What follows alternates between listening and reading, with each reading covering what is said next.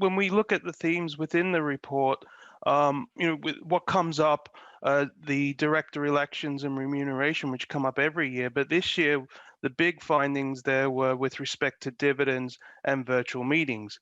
I think what we need to do is when we look at dividends in general, as a result of the pandemic, I think investors gave boards leeway and management leeway when it came to voting on remuneration and director elections this year compared to many other years. And I feel the reason for that is that investors were patient. They themselves were going through the same issues that companies were going through. And so they, in their mind and their view, were saying, okay, we understand, we're also navigating this process ourselves. So as investors, we're going to give you some time.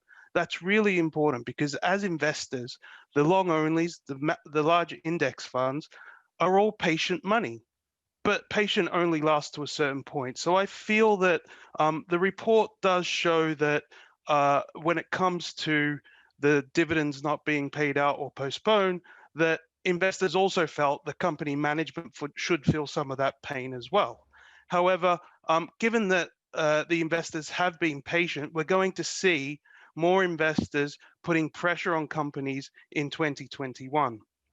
And I feel that when we look at that, Karen, the view is that we're in the new norm now. And the new norm is we have to drive our companies through this. And by doing so, we have to report back to investors and be clear on what we're doing to get through this as a group. And so then we start to talk about the stakeholder community, which is really interesting because it's not only investors, but we have other stakeholders that are also party to this. And then we start to look at the whole environmental and social issues which come up around voting, dividends, governance of a company. Yeah, there's a lot to talk about, isn't there? The remuneration is one that is fascinating because we've seen the conflict in recent years where shareholders have pushed back around this somewhat they see as extreme packages. This time round, as you point out, a lot of the meetings are conducted virtually. We've also seen announcements about executives taking pay cuts as well. What do you think that's done in terms of influencing the amount of conflict? Do you think people are less engaged when they are attending a virtual meeting? Does that impact the way they're going to vote? And also, do we think we've seen enough action from the C-suite to take some of the pain?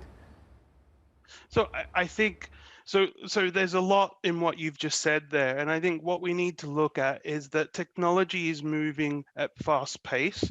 And so investors being in virtual meetings is moving along with the needs of what is happening within the environment. So that's the first thing.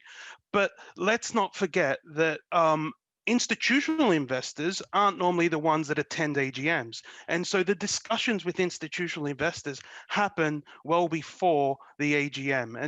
And the voting then is done via electronic means before the AGM. And so with that in hands, we then need to start talking about taking the pain. And so when we look at that, I think we have seen real views from investors where they have been pushing companies to take some of the pain as well. And we have seen that the community, the management community have risen to the challenge and have taken on some of that pain.